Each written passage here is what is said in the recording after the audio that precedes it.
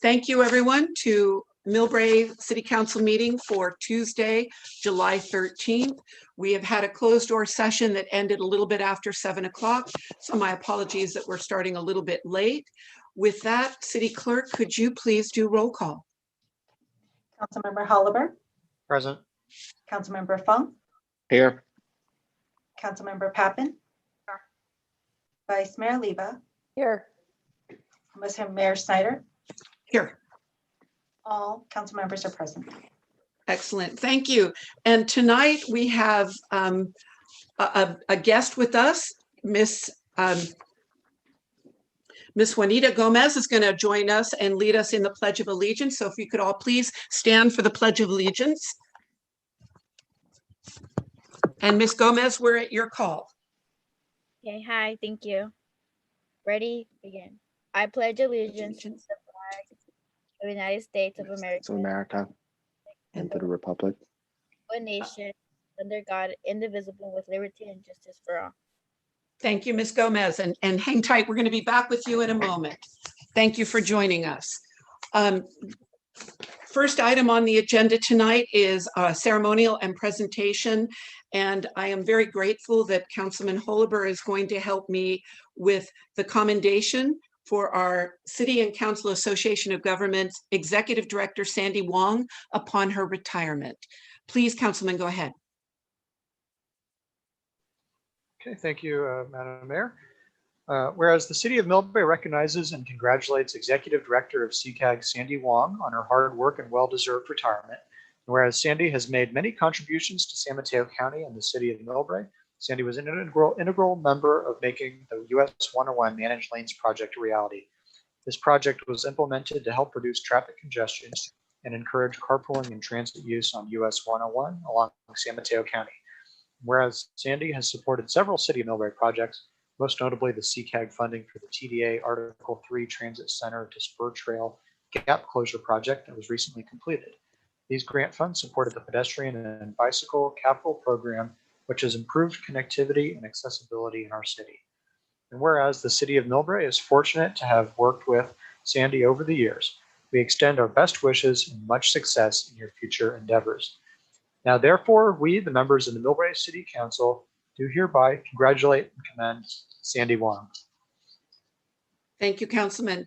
And do we have Executive Director Wong with us? Yes, Mayor Schneider, I am here. Well, may I say a few words? Please do.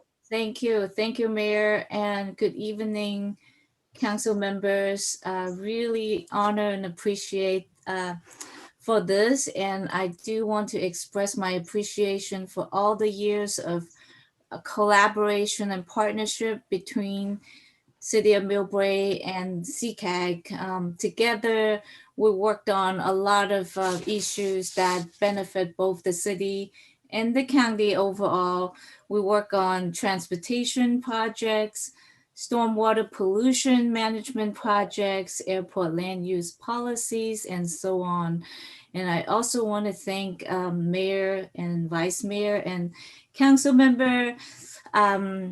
You have all participated in various CCAG programs. Not only that you participate at the CCAG board level, you also participate at the various committees.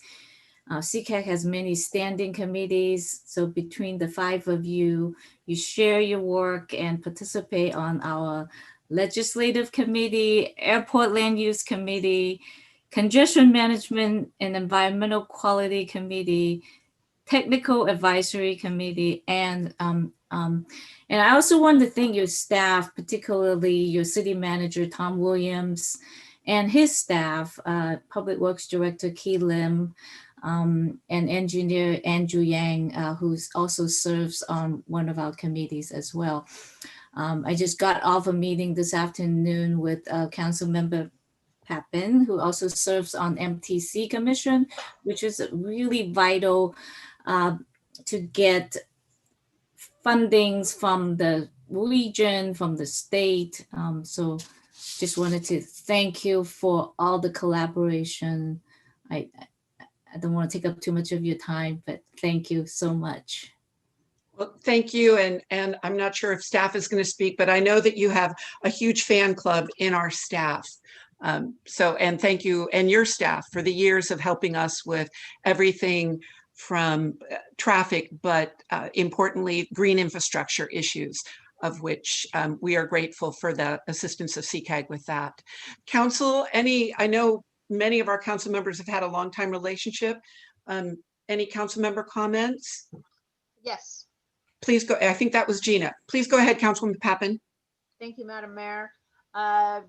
For the viewing public, Sandy's job, not at all easy. I mean, she has to, CCAG, she's got 20 plus jurisdictions because the county's also there that she has to work with representatives from every single city and all the city staff. I know I'm the legislative chair, so our legislative members, Sandy has just done an amazing job finessing all the different representatives and really making CCAG the success that it is. No other counties really have a city and county association of governments. This is really important because we don't have one big mayor. So we have to come together, and CCAG is the place that happens. And Sandy has just done an amazing job leading CCAG and leading all the elected people through this process, representing us on a regional basis with the other counterparts that she has there. So Sandy, thank you so very, very much for all you have done. I still have your cell phone number, so you're not off the hook yet. And hopefully we can go out to dinner sometime soon, but thank you. You're just amazing. And I'm very sorry to see you go, but I know you're going to be dancing into the future. And I hope you're enjoying every single minute of it. Thank you so much. Thank you. Thank you, Councilwoman. Other council members? Executive Director Wong, we wish you the best of futures and the best of your retirement. And we already know that you come to Millbrae for Millbrae events. So we will be looking for you, as Councilwoman Papen said, as you dance in at least one company that I'm aware of. So we welcome you back anytime you want to come to Millbrae. Thank you, Mayor, and thank you, council members. Thank you very much. And Mayor, just real quick on behalf of myself, the city manager and executive team, Sandy, you've done a great job. Council member Papen said it well. I only have 5 bosses. You have 21 plus, and the way you've balanced it for so many years has been amazing. And with all of that, you've always been responsive to all of our needs here, and have just been a great leader for this county. So I wish you well in your retirement, and look forward to seeing you in your next venture. And congratulations on a job well done and an outstanding career at CCAG. Thank you. Congratulations. Thank you, Tom. Thank you. Okay, moving along, we have a special commendation for one of our own. We've got Juanita Gomez. And I'm sorry, I'm not a left-handed, so I'm going to be really slow tonight. City of Millbrae congratulates Juanita Gomez, a youth graduate of the San Mateo County Sheriff's Activity League, what we call SAL. And whereas the San Mateo County SAL is a nonprofit organization that guides the youth of San Mateo County towards their full potential and through impactful programs which foster relationships between deputies and their community. And whereas this program focuses on building a bond between deputies, youth, and communities, academic achievements, health and nutrition, and leadership development and mentoring. And whereas SAL serves many of the underserved youth by helping build fundamental life skills, increase self-confidence, teach teens leadership skills, and empower youth to make a positive impact in their community and school. And whereas we recognize Juanita for all of her hard work and accomplishments and wish her the best on her future endeavors, now, therefore, we, the members of the Millbrae City Council, do hereby congratulate and commend Juanita Gomez. And Juanita, as a UCLA graduate, I am so happy you are going to UCLA. Congratulations. And I'm here for you if you ever have any questions about the campus or the school. So Ms. Gomez, would you like to say something? Say some words. I want to appreciate it. I've been part of SAL since my freshman year in high school, and I can say it has definitely helped me improve a lot of my skills and just networking. So I really want to sit here and say thank you to you all. Well, thank you. And again, wishing you good luck. It's a gorgeous campus. It's a big campus. So you come from a little city to a big campus. We are here for you. Remember that all of us in your past, we're here to support you in your new future. And I just couldn't be prouder that you're going to UCLA. Best of luck to you. Thank you. Elaine, do we know if the chief had anything she wanted to add? Hi, it's Captain, it's Chief Corpus. I just wanted to say, Juanita, thank you for being, you know, an inspiration to other girls. And you will do phenomenal and, you know, break that glass ceiling. And I'm so proud of you. So I wanted you to know that we appreciate you and thank you for being a part of SAL. Thank you, Chief. Vice Mayor Oliva. Yes, I just wanted to say to Juanita that you are exactly why SAL exists. And what you've achieved is exactly what you achieved for yourself. And now as a leader in the community that you are living in and coming back to, what you can do going forward is become a leader in that group. And you have created yourself a mentor. You have created yourself as a mentor. And I'm wishing you that you can be up here one day or be sending this commendation to somebody as you bring back to the community somebody that you mentored and showed how possible everything is that you have achieved in your life. I'm really proud of you, and I'm so happy to be on the SAL board, to be able to hear this kind of story and to present to our community what I would call a winner in our community. Thank you, Juanita, so much. Thank you, Vice Mayor. Okay. All right. Thank you. And thank you for honoring us with giving us the pledge tonight. All right, City Manager. Next up is agenda overview and staff briefings. Yes, thank you, Mayor. Good evening to you, members of the City Council and the Millbrae community. Again, Tom Williams, City Manager. Real quick, I have a few items to update the council and the community on. The first is the eviction moratorium and rent relief. There are two programs. One is at the federal government and one is at the state level. We sent out an FAQ today to the Millbrae community, email blast and on social media regarding this update. But the federal government has extended the eviction moratorium through July 31st, so through the end of this month. And the state of California has extended the moratorium through the end of September. So they've done this to give the local governments or jurisdiction state governments time to distribute more than the $46 billion in emergency relief rental assistance that remains in that program. So if anyone is interested in taking advantage of that, we as a city don't handle that program here locally. It's through the county and now through the state of California. But the website is housingiskey.com. So housingiskey.com is the website. And then I think everyone knows and may have read that we continue to have an intensifying drought here in California and across the Western United States. And Governor Newsom declared 50 counties in a state of drought and an emergency for California to voluntarily reduce water consumption by 15%. So while the city of Millbrae already does have one of the lowest per capita water usage rates in the state, simple measures can still be achieved as we continue to help to protect our water reserves as we go through the summer and this drought. But people can learn more about water saving tips at our website, www.cityofmillbrae.com. We'll also continue to send tips out to our community on how to conserve water. And then street sweeping and no parking ticketing has resumed. So we want everyone to know that the City of Millbrae has resumed all of our enforcement for parking and street sweeping. So please be aware of that. Most of this is along Broadway and the cross streets in our downtown area. And then lastly, Millbrae adult soccer is starting back up. That's adult soccer for ages 18 and older. You can sign up through our Millbrae Recreation Center, our Summer Activities League. The season will start Wednesday, August 4th and go through Wednesday, September 29th.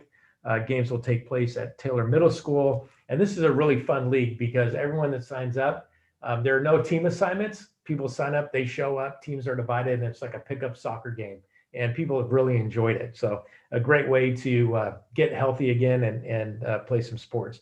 But you can learn more on our website at bit.ly/millrec.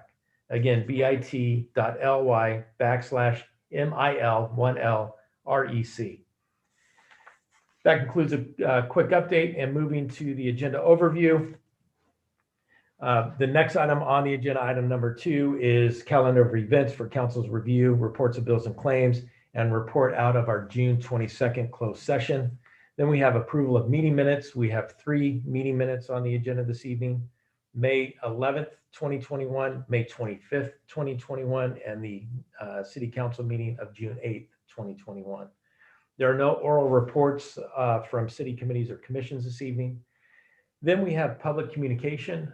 Public communication is an agenda item that anyone from the public can address the city council with a time limit of 3 minutes or less on any item not on the agenda. And so that's for public communication to the city council on any item not on the agenda, limited to 3 minutes. On the consent calendar this evening, we have a total of 6 items, starting with item number 5, which is to approve by motion the quarterly investment schedule for the 3rd quarter of fiscal year 2021. Item number 6 is to consider a resolution authorizing collection of the fiscal year 2021-2022 stormwater fees on the San Mateo County tax roll. Item number 7 is to consider a resolution for the council recess for the month of August. I apologize, that's not a resolution, it's just an action to recess for the month of August.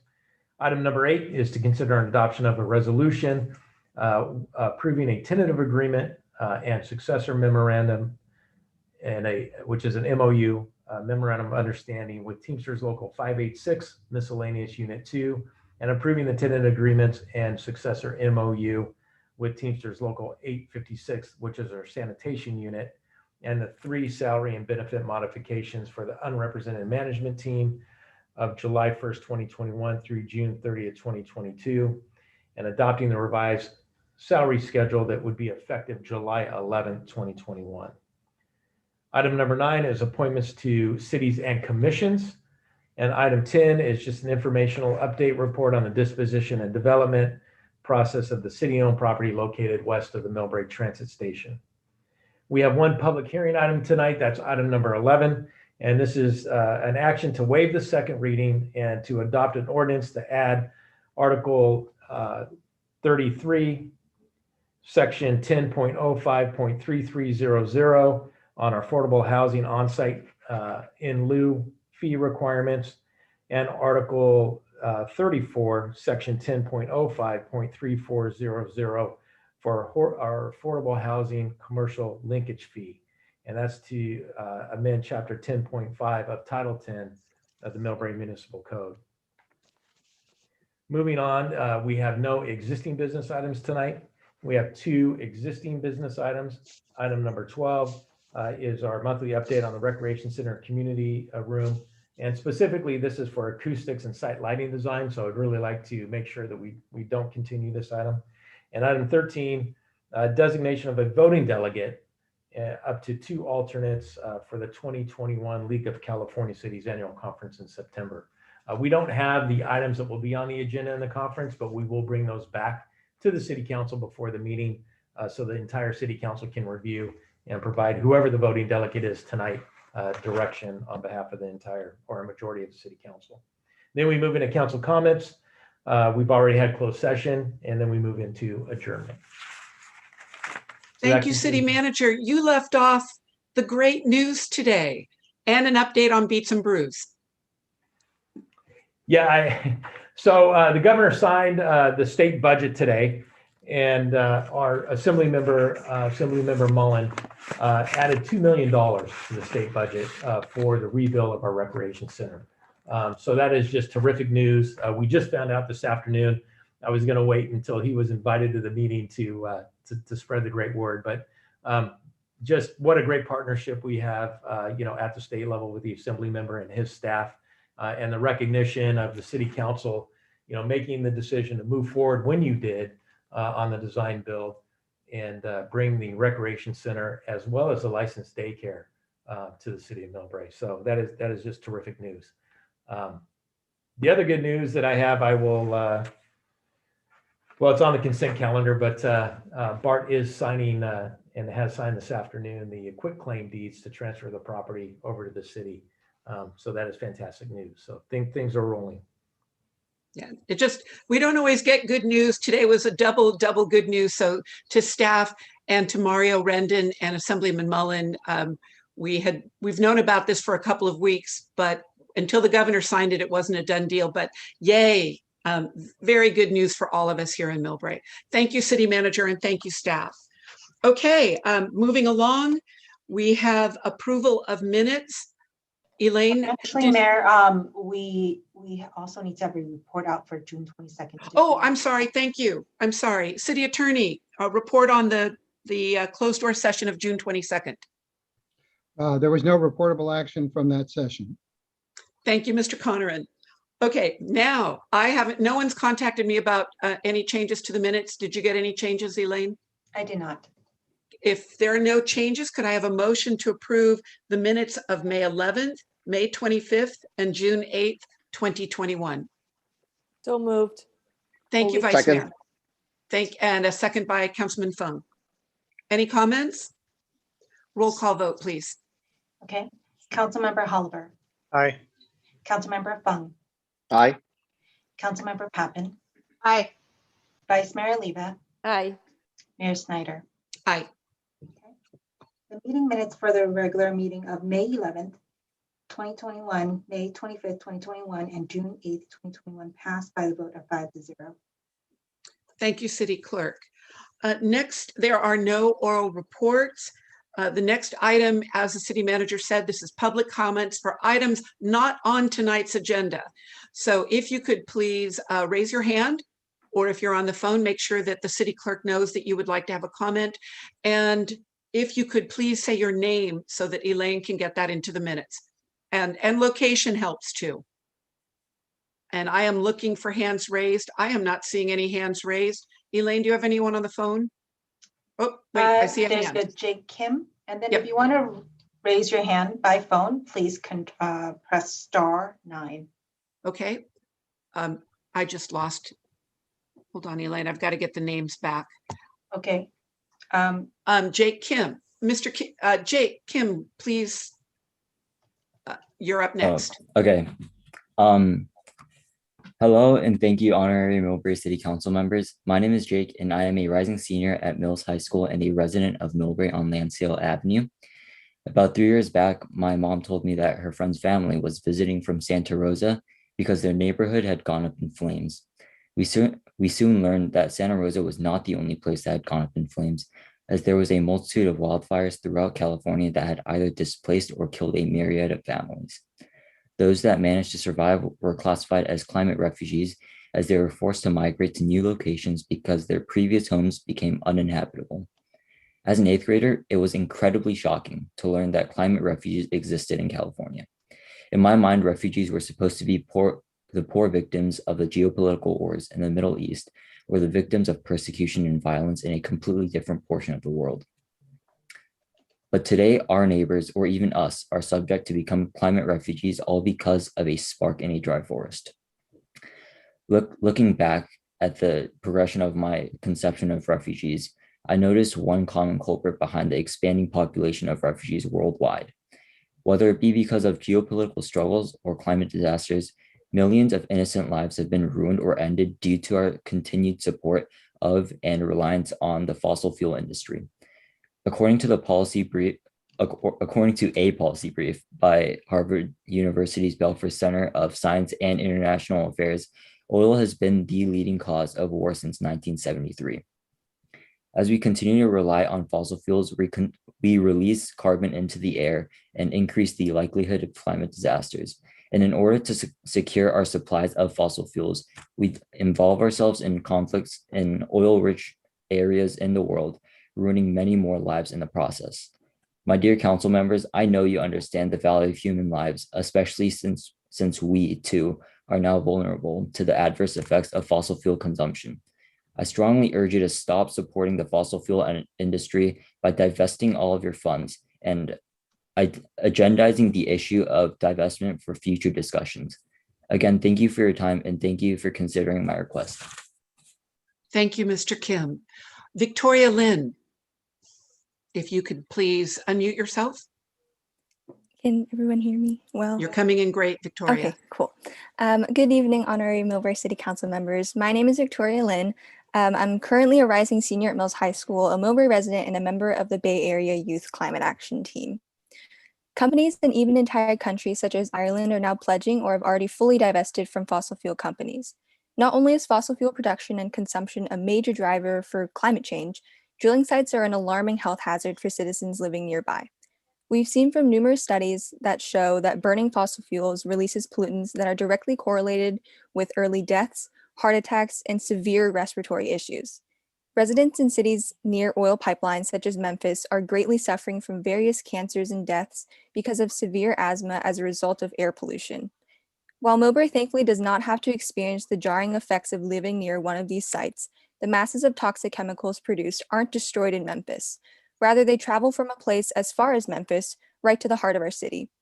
In 2017, it was reported that a whopping 29% of Bay Area's air pollution blew in from China.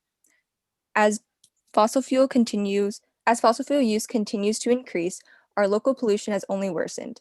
A Stanford study actually found that during quarantine, with fewer cars on the road, the decrease of air pollution generation saved more lives than the millions lost from the pandemic. For the health of our Millbrae residents, I strongly urge you to agendize drafting a divestment ordinance as soon as possible. I also wanted to utilize my time to thank you all for your efforts in making Millbrae a greener city through our single-use plastic ban ordinance. Nevertheless, there is always more that can be done when looking for ways to make our city more environmentally friendly. There's absolutely no time to waste. Thank you for your time and your consideration. Thank you, Ms. Lynn. Coleman Young? Coleman, if you can go ahead. There you go.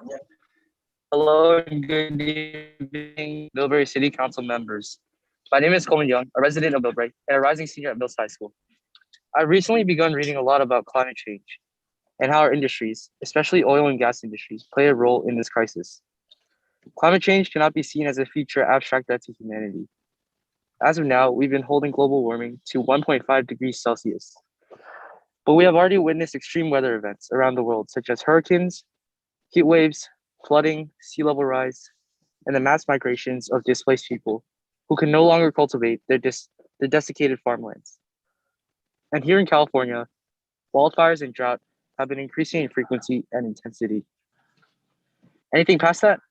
The UN's Intergovernmental Panel on Climate Change, a panel of the world's most distinguished climate scientists, states that what we have already seen will accelerate, and many natural systems would begin to reach an unsustainable state, triggering irreversible changes and transforming life as we know it. We all know by now that fossil fuel companies are the main contributors when it comes to CO2 emissions, which is why I urge Millbrae to divest from fossil fuel companies, putting financial and social pressure on these producers of fossil fuels and making sure that they will not use all the reserves that are currently in the ground, which is imperative if we are to have any chance of saving our planet. By divesting, you'll be joining the 2,000 institutions, including the entire UC system and New York City, that have already divested or have committed to divesting. Thank you for considering my request. Thank you, Mr. Young. Council's not allowed to comment because these items are not on the agenda, but if you would like to reach out to me, I would love to talk with you, all three of you. Amy XR, I don't know if that's Amy Laure. Yes, it is. Thank you, Mayor Ann. Hi, Hi, this Ms. is Amy Laure, and I'm a resident of Millbrae. So City Council and members of the public, my comment is related, although not quite as serious, to the three rising seniors at Mills who preceded me. So I want to thank City Council for proclaiming July Parks Month and acknowledging National Parks Month, the month of July. I also want to thank the city for their support and embracing of a single person coming up with a single idea that can make a difference. So that difference is on the last Sunday of the month, July, we will be doing a community cleanup in our own Central Park. Central Park is home of beautiful community gardens, a place where families have parties. And unfortunately, it's a place with a lot of trash, especially at the perimeter. And it's so much that a single person cannot pick it up by himself or herself. And the trash lives off to the side in the woody area and in all the street gutters around that can easily blow into the park. So along with climate change, I'm also very passionate about picking up trash and keeping it from going into our bay.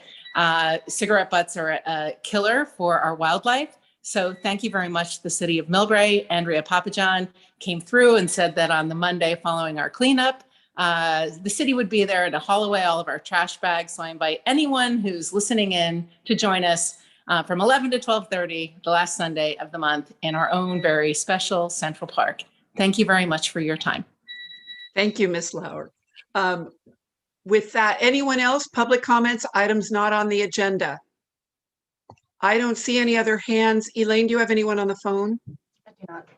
All right, closing public comments. Moving on to consent calendar. If there are no council comments, can I have a motion to, I'm Mayor, sorry? There is just one thing that I wanted to bring to the city council's attention, and that is on the report item number 10. There's a timeline and there's a typo. The timeline under number 6, proposal review interviews, it says January 2021. That should read January 2022. Thank you, City Manager. Change noted. Also, I would like to note on staff report number 9 for appointments to city commission committees. Amen is recommended for as an alternate for the committee for community enhancement. Very good. And that's in the staff report, correct? The revised staff report, yes. Okay. All right. Vice Mayor Oliva? Yeah, I had a couple questions on item 10, if we could just pull that. I'm sorry, I don't Certainly. usually do that. Yeah, no problem. Pulling consent item number 10. If there are no other items to be pulled and no comments from the public on pulling, if I could have a motion to approve agenda items 5, which is approve the quarterly investment schedule, 6, the resolution on stormwater fees, 7, recessing, city council recessing for the month of August 2021, and 8, the resolutions approving tentative agreements for successor memorandum with the Teamsters Local 856 miscellaneous unit, approving tentative agreement for successor memorandum for Teamsters 856 sanitation unit, and salary and benefit modifications for unrepresentative management for the term of July 1st, 2021 through June 30th, 2022, and adopting a revised salary schedule effective July 11th, 2021. And then agenda item number 9, appointments to city commissions and committees. So moved, Oliva. Thank you, Vice Mayor. Second. Thank you, Councilman Holober. Elaine, if there's no further comment, could you call the roll, please? Call the vote. Sorry. Councilmember Holober, Aye. Councilmember Fung, Aye. Councilmember Papen, Aye. Vice Mayor Oliva, Aye. Mayor Schneider. Aye. Okay. Consent items 5, 6, 7, 8, 9 are approved by the vote 5-0. And I would only add congratulations to many returning members of our committees and commissions, and a big congratulations to a number of new people. It was really great to read that we had a lot of applicants for that. And thank you, Councilman Holober and Councilwoman Papen, for what was probably a lot of interviews. Thank you so much. And it's just terrific to have a lot of people applying. There are still openings on culture arts. It is not too late to get your application in. And also the Youth Advisory Committee. Oh, and there's one in the Youth Advisory Committee? I missed that, Elaine. Sorry. The Youth Advisory Committee, there's 2 open positions for middle schoolers. Very good. So if everyone remembers, the Youth Advisory Committee is made up of 2 students from a middle school. It doesn't have to be Taylor. It can be St. Dunstan's. It can be a school outside of Millbrae, and high school students in there. So thank you for that, City Clerk. All right, moving on to consent item number 10. Is there a staff report, City Manager? No, we will just be happy to answer any questions that the Okay. council has. Vice Mayor Oliva, I know you had questions. I did, and I'm sorry, I apologize. I didn't get these done prior to the meeting, but I took another look at it after I called on that January 2021. So on number steps to development, on item number 5, can release RFP if no credible offers are received. What does that mean in the note? Offers must be full market rate, not probable to receive from other agencies, affordable builders. Yeah, that's a great question, Vice Mayor. And basically that note is just to provide information that when we send out our notice, our letters to other governmental agencies and affordable housing builders, that we don't have to negotiate. They have to come to the table with fair market value of the property. We're not obligated to take anything less. Okay, then on the timeline, we already, are we soliciting already for the appraisal? Because it says 6/8, and have we already started that? We are, correct. And what does that mean? Solicitation, how did we solicitate? Well, we're reaching out, getting proposals from up to 3 appraisers, and we've identified who those are. We're working with a couple of different companies right now, but we have not signed a contract, but we hope to have that completed by the end of August. The market value. And so you're going to hire one, is what you're saying? Yes, correct. Thank you. And then, sorry I'm not putting you on the stand here. I'm just kind of curious. Mike, this is kind of my thing. Notice letters to agency builders. It says 60 to 90 days. So what is it, 60 or 90? So another great question. So it's 60 days that we have to have the letter out and provide these agencies 60 days to respond to us. If we don't receive a response, we can close it at 60 days. If we receive a response or an inquiry, then we are obligated to sit down and discuss the transaction with them for an additional 30 days. So a total of 90 days if we receive interest. So the letters go out on 7/30, and then they have 60 days to respond? Correct. And if there's no response, then do we get rid of that 90 days? Yes. If there's no response, then the 60 days is exhausted and we have no further obligation to move forward. Okay, and then I'm sorry, one other thing. Let's see, final release. Okay, so after the proposed reviews or interviews come in 2022, does it go back to planning? And do we have to do anything with an EIR after that? You're talking about if we move to market rate and we receive responses to the RFP? Yes. It will come to the city council. All of the responses will come to the city council for review. But then does it go to planning to go through the planning stage? It's not required to go through. Well, yeah. So if the city council selects a development team, then yes, it would go through our normal entitlement process. But that process would include most likely an exclusive negotiating rights agreement, because we want whoever is selected to perform. We don't want them to, have to spend, 2 years and not do anything. So most likely the process would be the exclusive negotiating rights agreement. Then we would move forward most likely with a development agreement and the entitlement process. And so with the great news of Bart signing over all of titles. Do we have to worry about high-speed rail? Do we have to worry about anything with high-speed railroad with eminent domain or anything like that that would beat us to the punch here? Well, we have, that's a great question. We have a lot to worry about for high-speed rail. However, but I would rather have this conversation in closed session, quite frankly. Perfect. Yeah. All right. Thank you for the clarification. Because some of those numbers, it was 60 to 90 and what happens after all this. And so I appreciate the clarity. Thank you, Vice Mayor. Any other council comments?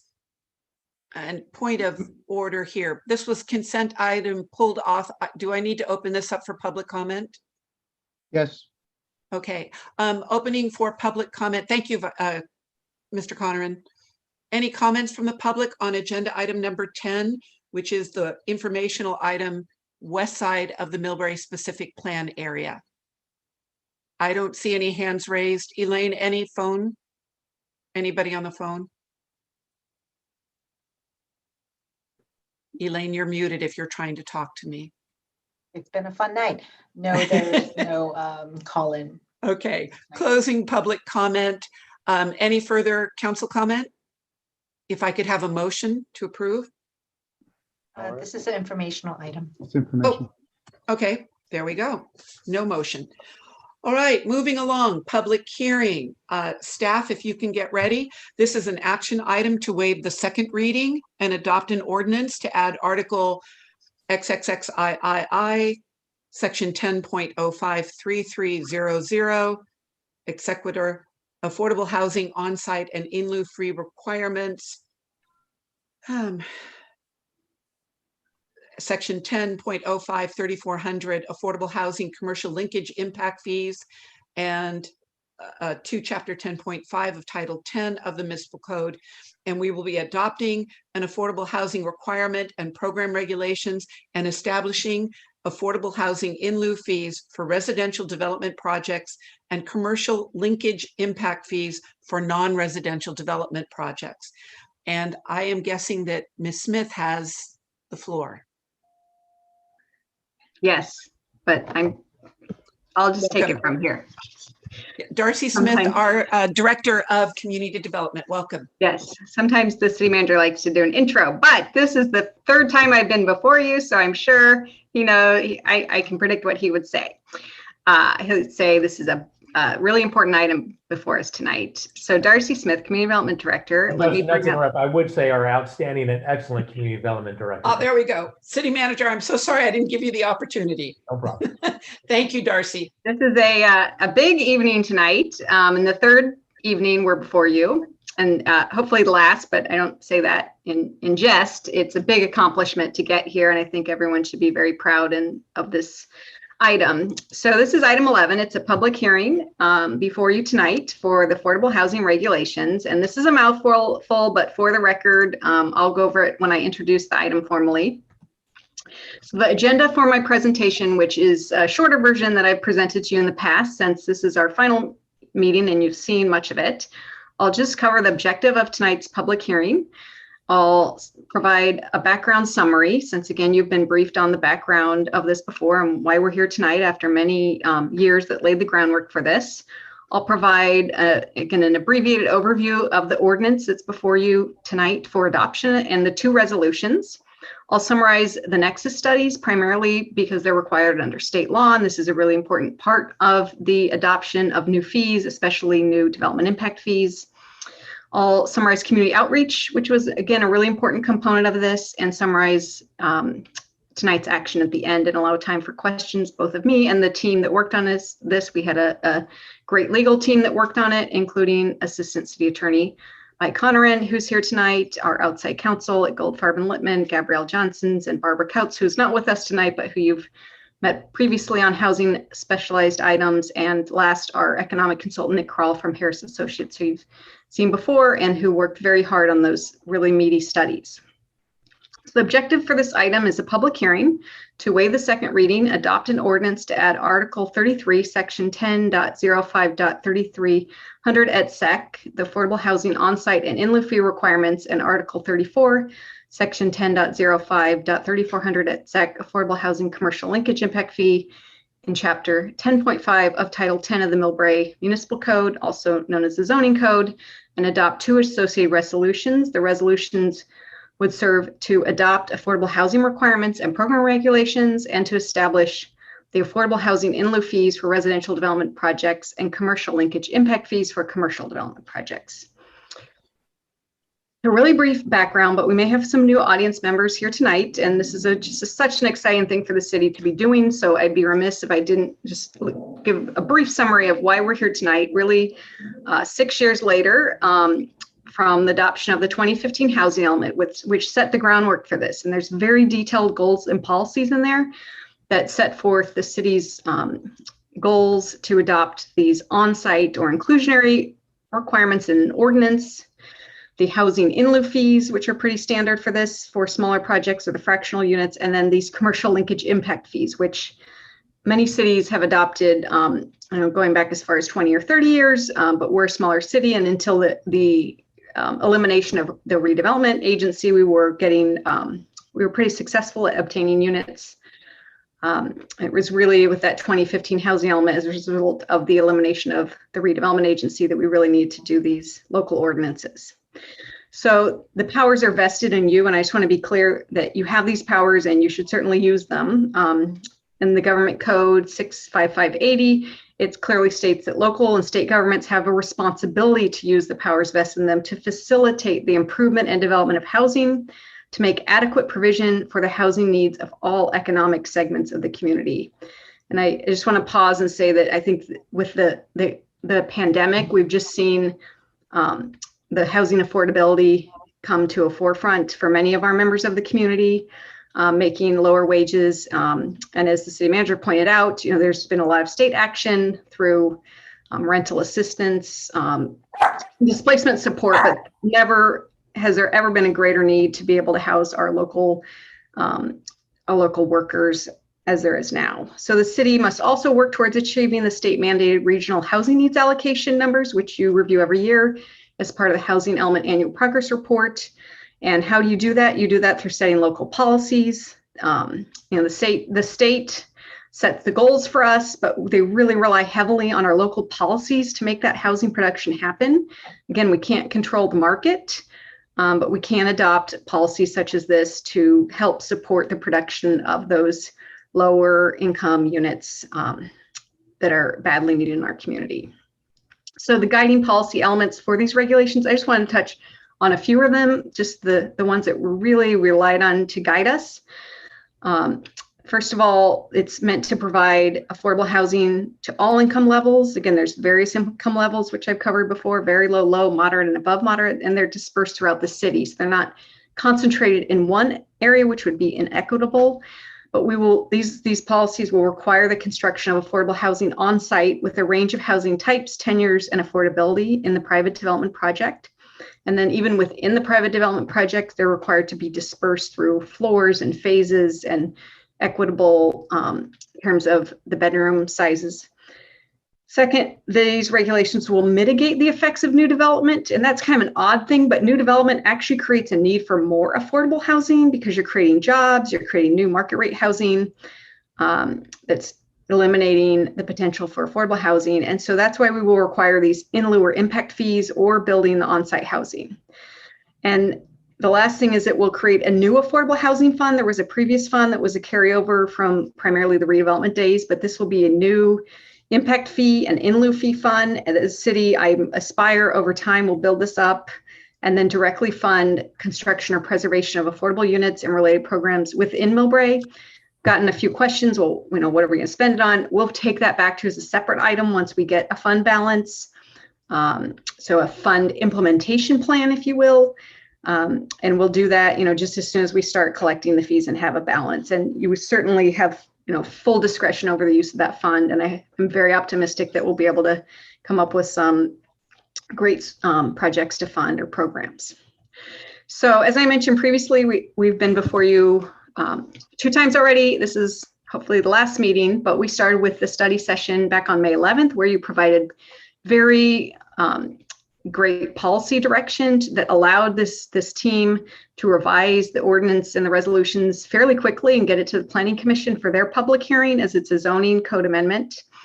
And they voted 4-0 to recommend approval on June 7th. And I'm really pleased to report out that they had no comments that resulted in any changes to the ordinance. So I would applaud the council for providing really clear policy direction in May at the study session that allows us to take, really honestly a perfect ordinance to the Planning Commission. And they had just some quick questions and fully in support of this, which is great to see. So then we brought it quickly to City Council for introduction of the ordinance on June 22nd, and that introduction was a 5-0 vote. You saw the 2 resolutions that are before you tonight for adoption at that meeting, and no changes have been made at all. So that was also very positive. We were looking for any sort of final feedback at that meeting, and there was none. So we finalized the resolutions, and they're before you tonight at the public hearing for adoption along with that ordinance. So quick overview of the ordinance and resolutions. Again, you've seen most of this, but just in case we have any new audience members, I just want to emphasize that there's some real key features of the ordinance that, again, you should be really proud of. They will set state-of-the-art modern requirements for the provision of on-site or inclusionary affordable housing that's deed restricted. And that on-site requirement applies to projects with 10 or more units, and that's set in the resolution. The in lieu fee, which is set as a requirement in the ordinance as well, would apply to projects that consist of 4 to 9 units, so smaller projects, or when there's a fractional fee. That's when the calculation of the affordable units in development projects are 10 or more results in a fractional unit as set in the resolution. And if any of this is a little bit confusing, I would just recommend you look at the resolution with the fees, because it's really laid out in a very logical mathematical format that should be easy for you to read quickly. As I mentioned, this ordinance will also establish a new affordable housing fund. That's just a really technical legal item that's important to receive the fees and other funds. And important to note, these are not going to be commingled with general fund funds under state laws. These are required to be kept separate. So we will keep careful accounting of them and not commingle them, because they have to be used for very specific purposes. And last, this ordinance has provisions and processes for administration, waivers, enforcement, and definitions. So the second section of the ordinance is dedicated solely to affordable housing commercial linkage impact fees. It's a separate ordinance because it's an impact fee ordinance, and this will establish the requirements for the affordable housing commercial linkage impact fee.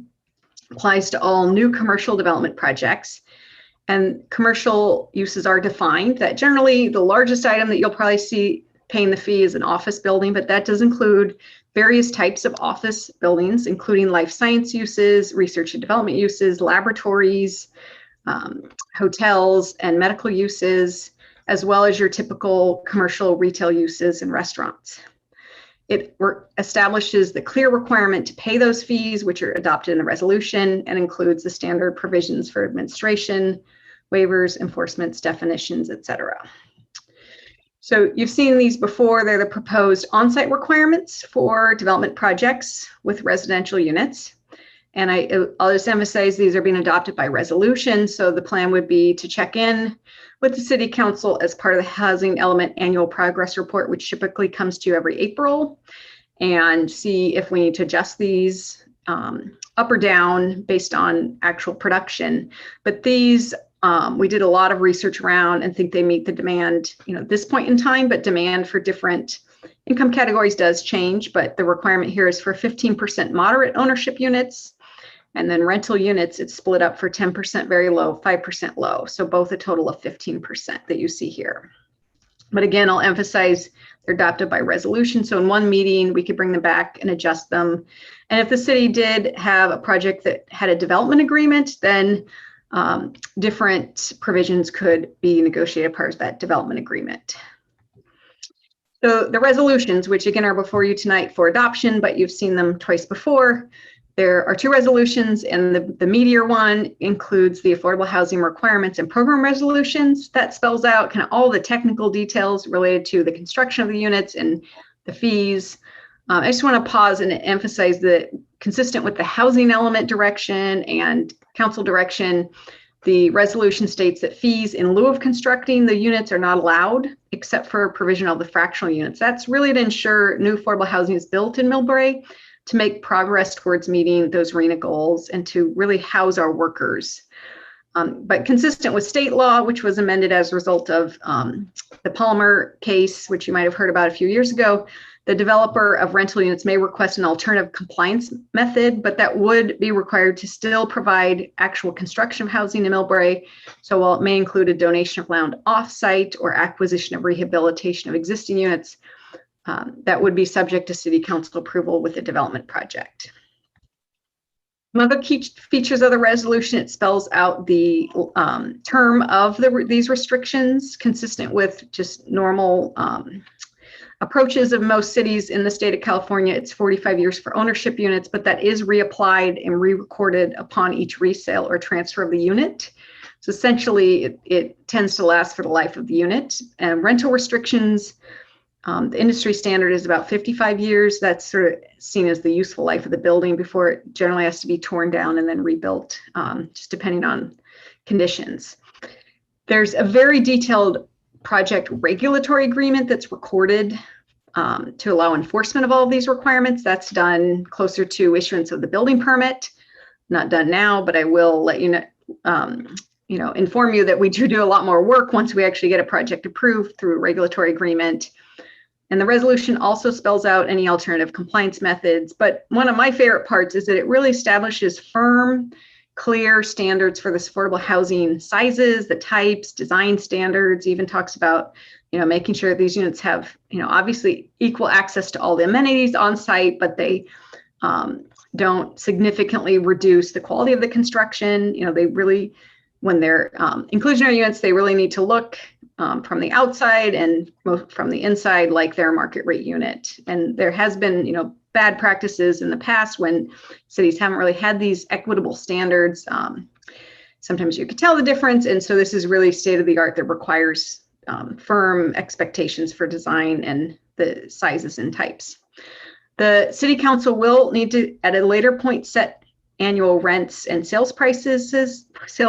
We're not ready to do that now. We're not bringing any units online in the near term, but likely as part of the housing element review, we will set those rents and sales prices. And they do have to be basically set every year because the state comes out with new income limits usually in April. And so we do need to do that annually. So next, the impact fees, those are in the resolution as well. These are broken into 3 different categories. The first is hotels or visitor accommodations, and that's charged at the rate of $3,868 per hotel room. Next, we have retail sales, eating and drinking, entertainment, personal services, pet-related services, or vehicle-related, such as auto sales, auto repair, and that's $5.80 per square foot. And then office uses, which everything's lumped together, including general office or specialized office, as well as laboratory, technology, biotechnology, R&D uses, life sciences, that's set at $12.86 per gross square foot. And you might remember in May and in June, we showed you this table, but I just want to emphasize here where we land with our peer cities in the county that have these fees, and some of them have had them, going on 15 years. We're on the lower end. And why is that? We really haven't seen a huge amount of office development in our area. It does result in other economic benefits to the city. So we've set our office fee just slightly below the average, but our other fees for retail, commercial, and hotel are on par with the average. But if you look at these numbers in a little more detail, you'll just see there's a pretty wide range. There are cities that set these fees pretty high, tend to be closer to the center of Silicon Valley. And then in our North County, there tends to be a little more consistency in the fees. But I will emphasize that the cities are looking at upping these fees all the time. Many of these were adopted about 5 years ago when there was a countywide effort as part of the 21 Elements group. So this is just a snapshot in time. A lot of cities are looking at doing an exit study, because if you see under the maximum justifiable fee, the cities could charge pretty high fees, and that would just be be potentially unrealistic for the development community, but the demand is there. And as you know, it's very expensive to build housing. So when you're trying to equate a fee with actual construction, it can be kind of difficult. And I wanted to pause and emphasize that we are matching the average hotel fee. We're charging it on a per room basis because that's consistent with how we charge our development impact fees, which you approved citywide last June. And it would just get really hard if we had to calculate square footage for one fee and per room for one fee. But it is equivalent to the average fee for other cities who charge it on a per square foot basis. So next, fiscal impact. I just want to highlight that if you adopt the ordinance and resolutions tonight, then as I stated earlier, we'd create a new affordable housing fund, and that would provide a future source of funding for affordable housing programs and projects. Again, I don't want to get too in the weeds about what we would spend that on now. I think many of you are involved in local groups such as HEART, HIP Housing, and HLC. There's always a need for affordable housing, but the city would come back to you and get your input on where you'd like to prioritize the funds through an implementation plan for the fund. And then you'd either make the decisions as part of the annual budget or as funding opportunities arise mid-year. And I think, we have some great organizations in the county that are always trying to partner with us. And as you saw with the core project, there's often a strain of many different sources of funding, but the city would be in complete control of how you decide to use the spending in the future. And we would also potentially examine setting fees, for example, for the rental units to cover the administrative costs of implementing the program over the time. So the Nexus studies, I just want to summarize these briefly, mainly for the record, because these are AB 1600 fees under the State Mitigation Fee Act. So we had to do these very voluminous Nexus studies.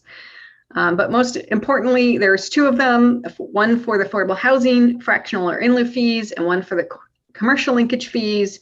And what is in all those tables and charts that the economists put together? Well, that just document a reasonable relationship between the need for affordable housing and the impacts of the development in those studies where we're charging the fee. Again, this is a Nexus study, so that's what it does, tries to prove, and it does, the reasonable relationship between need and fees. And it did that. And more importantly, we dove a little bit deeper into an economic feasibility analysis. So, one of the questions might be, well, can the developers pay these fees? Well, we looked at some potential development prototypes in the city, not just for the fees, but also for the 15% on-site requirements at our levels. And they are financially feasible based on average development costs and project revenue estimated in the city. And I think this is market tested. I mean, you saw the chart of the other cities charging these fees, some of them twice as much for the office fees, for example. And there's still a lot of office construction, commercial construction, and housing development in those cities. So that's a testament to just the market can bear it. So as I mentioned previously, there was this detailed economic feasibility analysis, and we tested it, again, different types of projects, for rent projects, for sale projects, and they remain feasible. And for the commercial linkage impact fee analysis, the retail fees would be approximately 1% of the project value, because again, they're a little bit lower. Then office, which would be about 2.5% of project value. And that just isn't enough to move the needle. It doesn't change the feasibility of the projects. And generally pro forma can just absorb that as long as it's built into the economic model. So next, community outreach. This is something that I find extremely important when the city is contemplating new policies and fees.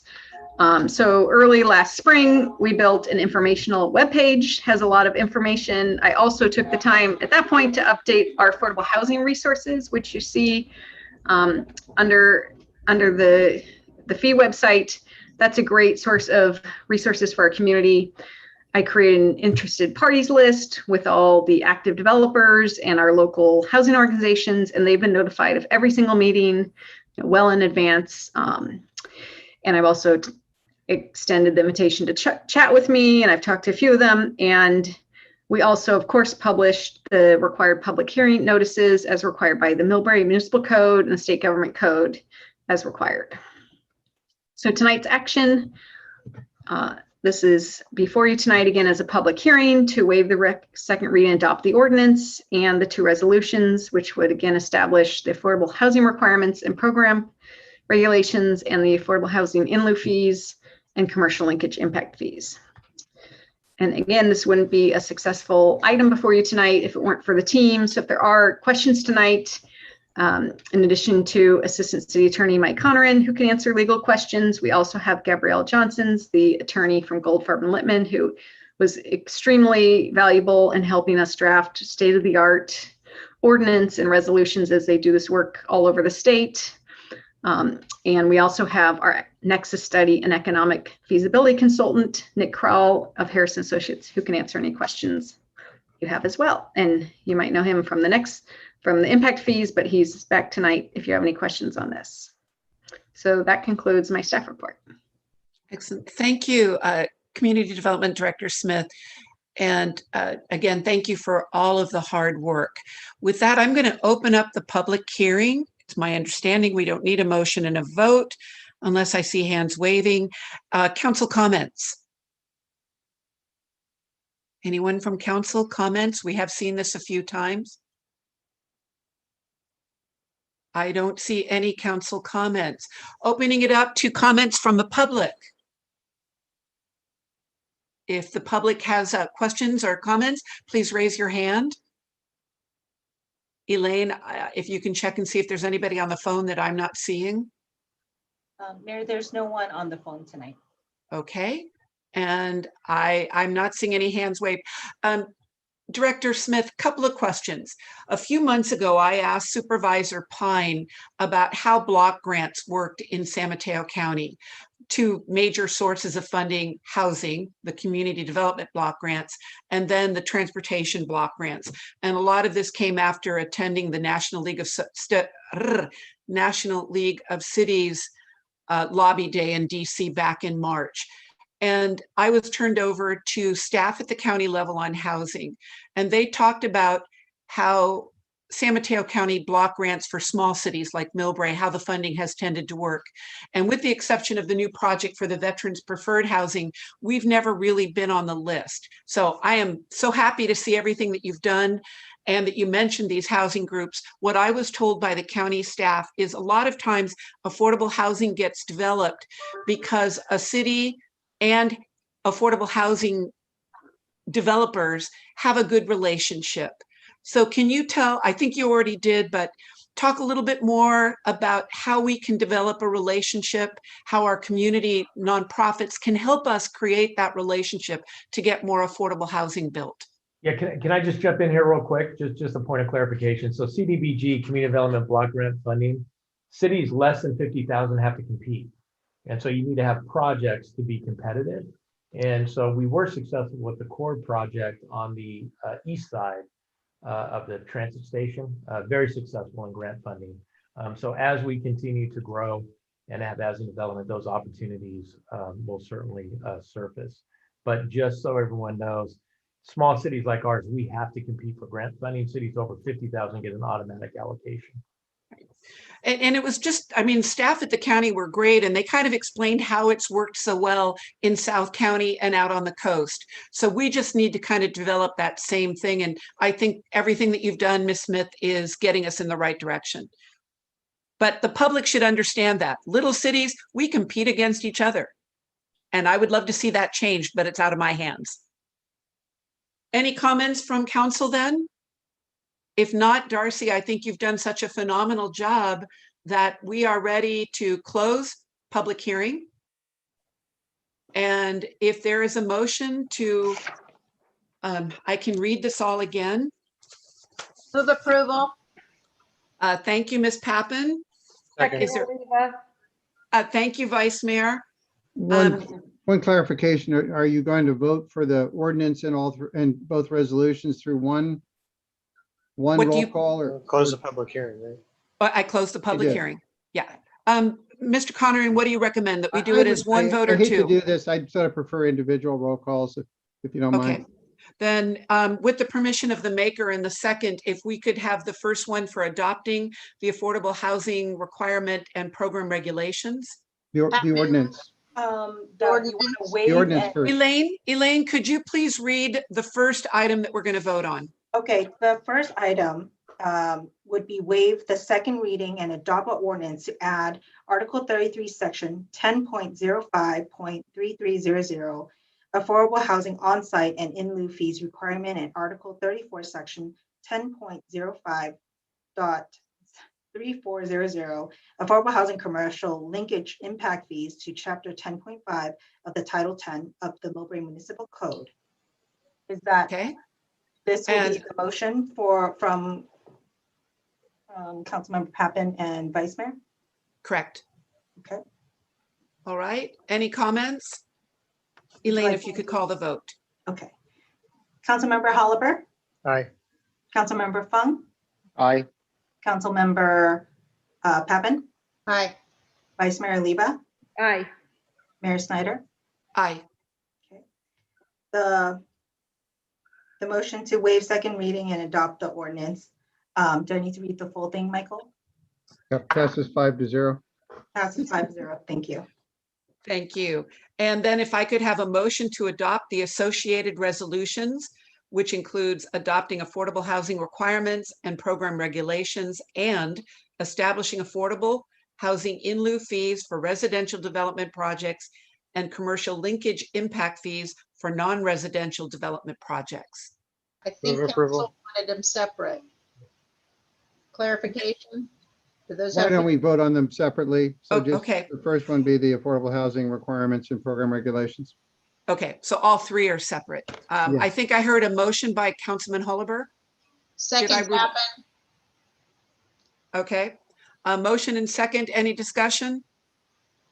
Elaine, please call the vote. Councilmember Holliber, Aye. Councilmember Fung, Aye. Councilmember Papen, Oops, aye. Vice Mayor Liba, Aye. Mayor Schneider. Aye. The resolution of adopting affordable housing requirements and program regulation passed by 5-0. Thank you. And finally, a motion establishing affordable housing in lieu fees for residential development projects and commercial linkage impact fees for non-residential development projects. To adopt the resolution. Adopt the resolution. Motion? Is there a motion? So moved. Thank you, Councilman Fung. Is there a second? Second. Thank you, Mr. Holliber. Any questions, comments? City Clerk, could you call the vote? Councilmember Holliber, Aye. Councilmember Fung, Aye. Councilmember Papen, Aye. Vice Mayor Liba, Aye. Mayor Schneider. Aye. The resolution establishing affordable housing in lieu fees for residential development projects and commercial linkage impact fees for non-residential development projects passed by a vote of 5-0. Thank you, City Clerk, and to city staff, city manager, Director Smith, all of the staff in-house and outside assistance for this. Thank you so much. Job well done. You all deserve at least to sleep in tomorrow morning. Thank you so much for doing this, getting Millbrae, getting our toolkit ready on that. Thank you so much. All right, moving on to existing business. There is none. The next item under new business is item 12, Recreation Center Community Room Acoustic and Site Lighting Design Update. City Thank you, Manager. Mayor and City Council. I'd like to introduce our internal project manager and senior engineer, Ms. Jane Cow, for the presentation. This is an action item on two items involving the Recreation Center this evening. City Manager Williams. Good evening, Mayor, Vice Mayor, Member of City Council. Let me get the PowerPoint running. All right.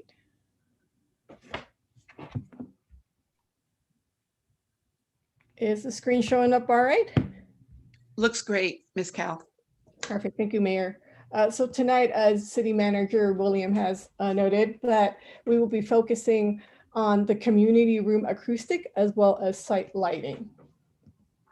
So we'll start with community room acoustic. As you already know, the architects had identified the needs for acoustic treatment in the community room, as well as other rooms in the in the building. So staff and the design build team have been working on solutions. So we hired a acoustician, essentially Salter.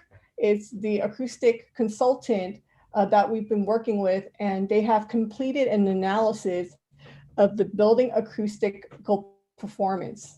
So Salter provided recommendation for both sound isolation and sound absorption. The design team have been working with Salter to prioritize and implement some of the improvements. So as I was saying, tonight we'll be focusing on the community room. So Salter's recommendation for this room includes 100% ceiling panel coverage and 50% coverage at 2 walls with acoustical paneling to increase sound absorption properties in the room. So I kind of oversimplified, I simplified this a little bit by saying 100% ceiling coverage and 50% wall coverage. But in real life, it's a little bit more complicated, a little bit more technical because acoustical panelings have different grades of sound absorption.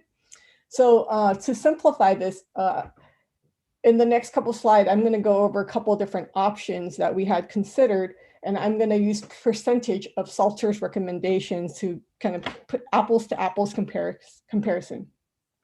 So our objective is to preserve the interior architecture and aesthetic of the room. So what we did is we developed a phased approach to remediate any sound issues within the community room.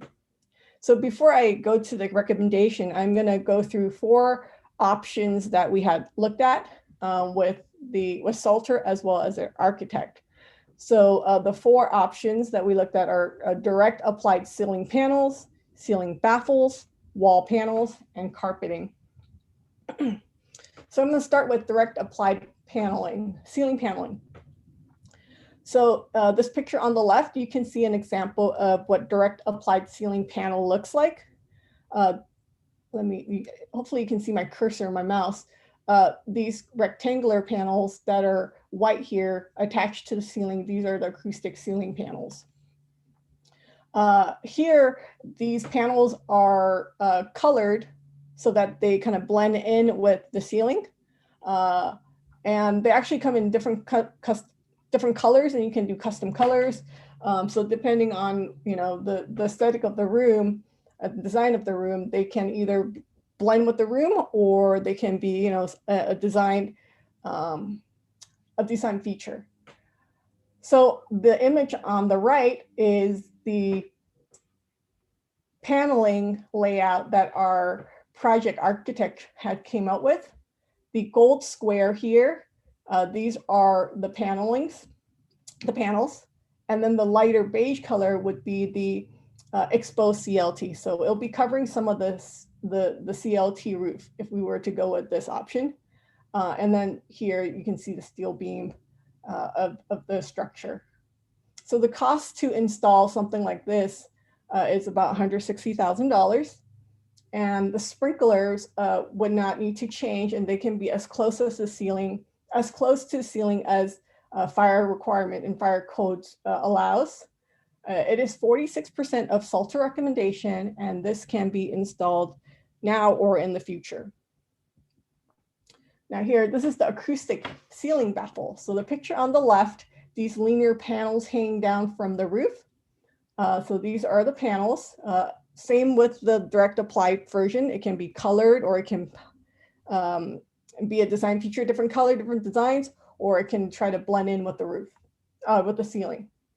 But for our application, it will actually be glued to the underside of the ceiling. It won't be dangling down, and it'll be about 12 inches tall. So the image on the right here, the colorful magenta, green, and yellow lines, those are showing the orientation and of the ceiling baffles that's being proposed if we were to go with the baffle design. So as you can see here, these are the steel beams. So in between every steel beam, there's 4 sets of baffles. So the cost to install something like this would be about $160,000. So it's about the same price as the direct applied version. However, the sprinklers would need to be modified because of the baffles ends up becoming an obstruction So the sprinkler heads would actually be, has to extend below the actual baffle, so about 12 inches. This is 77% of Salter recommendation. This can be installed in the future, but will, like I said before, it will require sprinkler system modifications.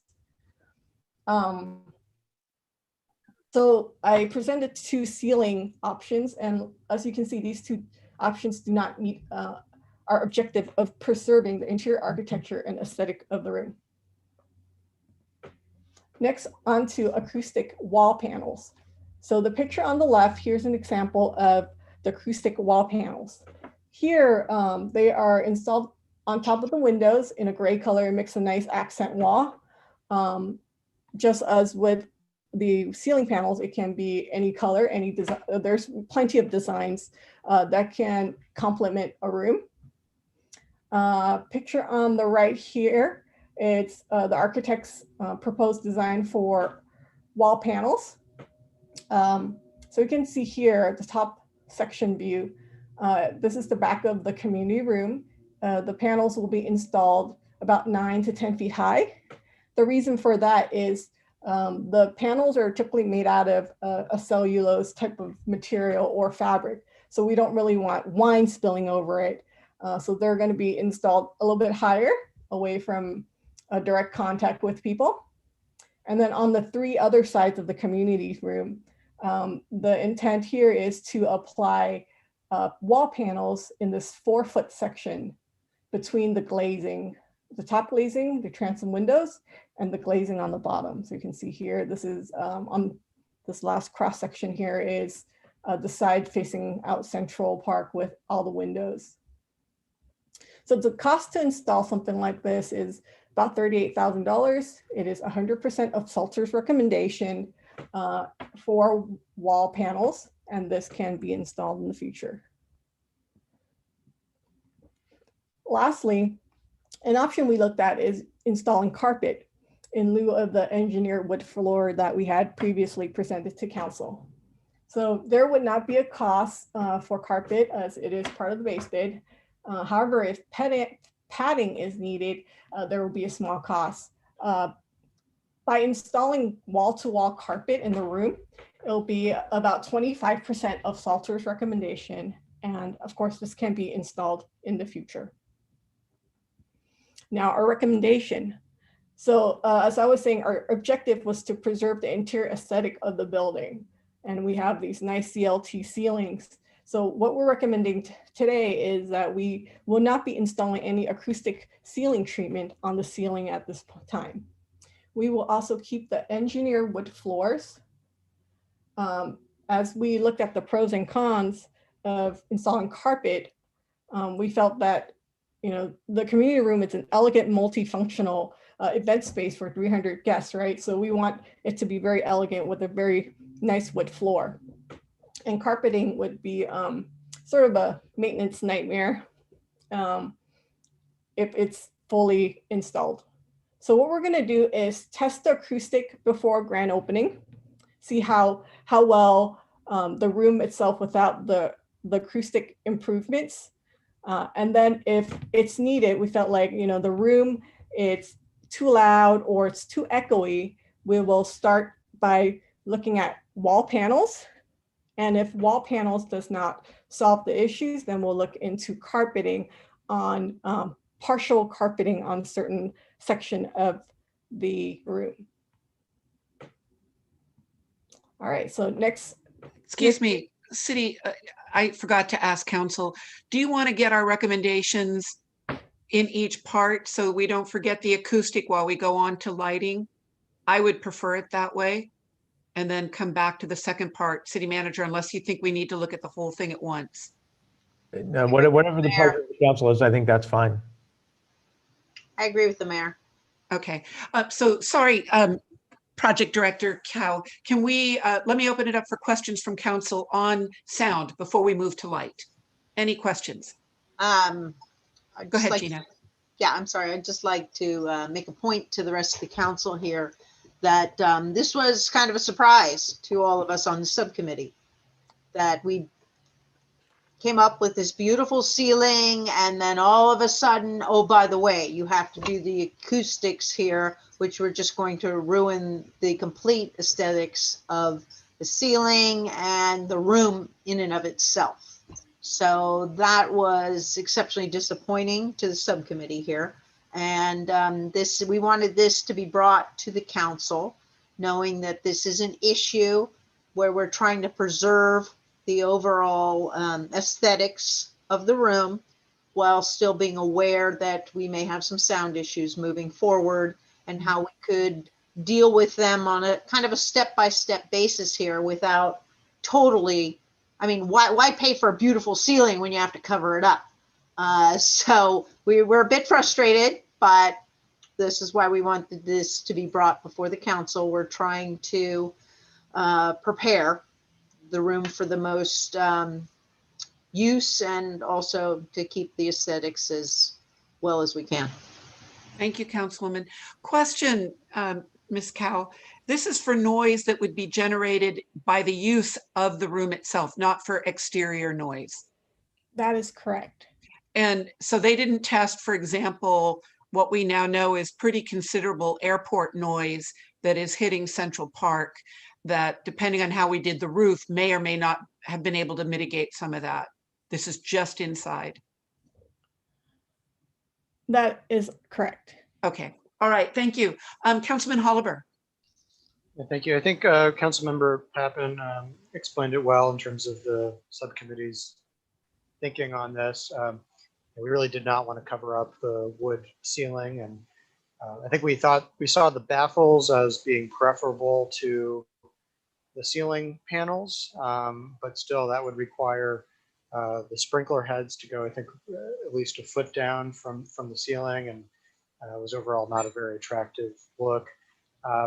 In terms of the floor, carpeting is not ideal. I think in terms of the engineered hardwood material, that is it's easier to maintain. Carpet is difficult to clean if there's going to be dinners there, food spilling on the floor.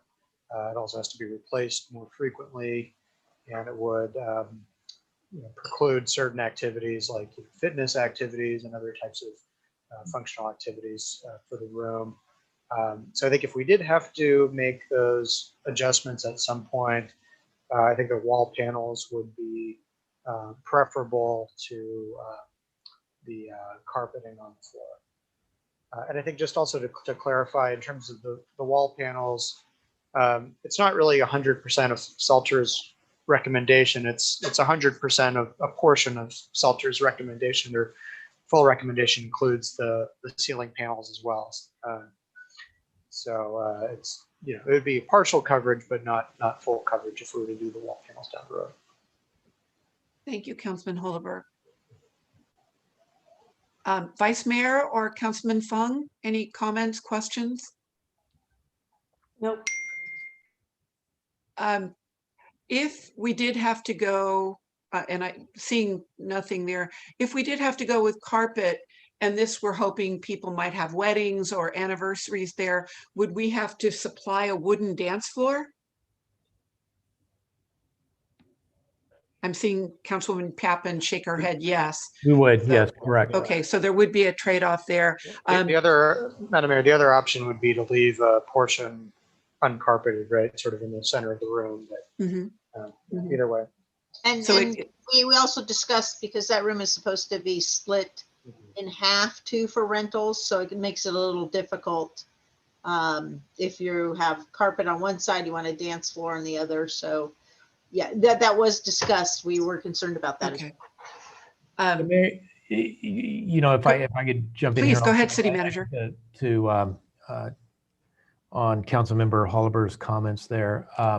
Yeah, he's right on target. And as a subcommittee, Councilmember Papen said, we were struggling with this when the architect brought this issue to us. But working with the architect, ELS, they believe that carpeting alone would probably satisfy any noise attenuation needs internal to this building. So after doing that research, consulting with the architect, that's why we've come forward with kind of this phased approach. Let's get into the building, live with it, go to wall panels, and then carpeting as the second step, if necessary. So on the faith of ELS, they believe we don't have to go to 100% of Salter's recommendation based on their experience in rooms like this. So, this is, I think, a good, solid step-by-step process to, again, enjoy the aesthetics of the building, but remediate any of the echoing or acoustical issues that we find. So, okay, thank you. And City Manager, do you need an actual motion from us with to go forth with the recommendation that Jane showed, which was step by step, right? yes, Mayor, this is an action item, correct? Okay, I'm just trying to find the actual verbiage here. So what would be the motion here? Well, actually, I agree with what Councilman Holober and Papen said. To me, it would probably be the panels, then carpet or portion carpet. At least with carpet squares, it's a little bit easier. Do we have the storage space for a wooden floor that we would then rent to those people who want a wooden floor for a dance floor? Or they would have to get it from an event center? So just, do we have the space for that if that goes that direction? Sorry, maybe I wasn't clear when I was picking up on Councilmember Oliver's comments. I think we can introduce carpet if need be after the wall panels to keep a dance floor and a wooden floor open. So available. Okay, so we wouldn't have to have the storage. Yeah. I say that because as the city and our population grew from the old rec center, entities like the Millbrae Camera Club couldn't store all of their display materials in the rec center, and it's still in my garage. So storage becomes an issue as we get more and more of our groups back to using the rec center. So, all right, so the motion then would be to approve. Go ahead, who was that? This is Anders Wong. Oh, go ahead, Anders. Staff, has there been any, have you looked into the possibility of maybe perhaps doing some kind of removable sound barrier wall or sound absorbing wall paneling on occasions that when we needed it? We have not, Councilman Papen. Is there such a possibility, you think? We can certainly raise that question and ask. I'll do that right after this meeting. Yeah, because I would imagine not every event is likely to generate a kind of noise, or people are not likely to be always bothered by it. And doing the stepped approach is a good idea, and only perhaps put on those sort of sound absorbing panel on the wall when the situation warrants it could possibly be an idea. I think the wood floors are going to be beautiful. I think the Lions Club has volunteered to dedicate their labor and time to put those in, right? So we're very thankful for that, and we want to make sure that we are able to put these wood floors together and have the communities come together and be able to enjoy the aesthetics of this community room. Yeah, and I do share the frustrations of all these beautiful CLT panels where we spend a lot of time and effort designing them and putting them in, and now that we have to think about how to cover it up. So yeah, if you can look into the possibility of removable sound absorbing wall paneling, that could be beneficial. Thank you. Thank you, Councilman Fung. Any other comments from council? Okay, I'm gonna hold off on the vote because then I have to open it up for public comment, Tom. Jane, do you want to go on and go to the lighting, and then after that I can open it up for public comments? Will do, Mayor. Thank you. So let's continue on with site lighting. So this is a fairly quick slide. So several months ago, we came to council with a recommendation of lighting fixture for the project.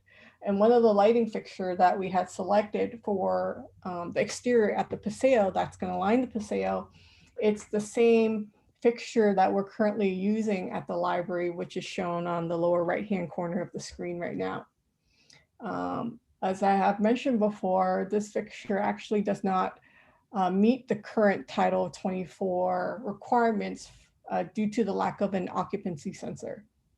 So the design team has gone back and looked at various lighting fixture, and we are now recommending this particular fixture on the right here for the Paseo, which really mimics the library, the lights with a very classic look, and just to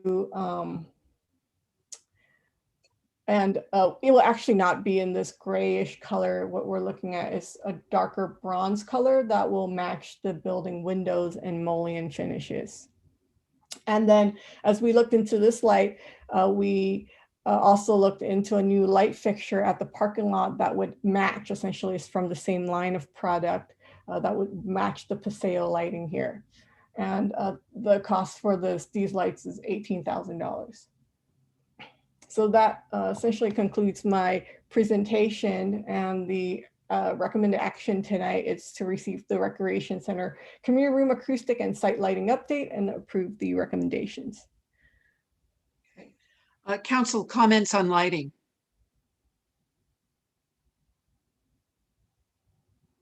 I have one question that I'm not seeing any hands raised from council. The library lighting is really, really bright, but this new lighting is motion censored? Correct. Okay, so it won't always be that bright the way the library is all night long? Correct. You'll have an auto dimming function when no one's there. Okay. Cool. All right. No comments from council then. Opening it up for public comment. Members of the public, if you can raise your hands, or if you're on the phone, let Jane know or let Elaine know that you would like to speak on this agenda item. I am not seeing any hands raised. Give it a few more seconds. Elaine, how are we on the phones? Okay. There are still no attendees by phone. Not seeing any hands raised, closing public comment. Jane, you had the perfect slide that said exactly what the recommendation is. Do you want to pull, could you please pull that back up and we can just read that as the motion?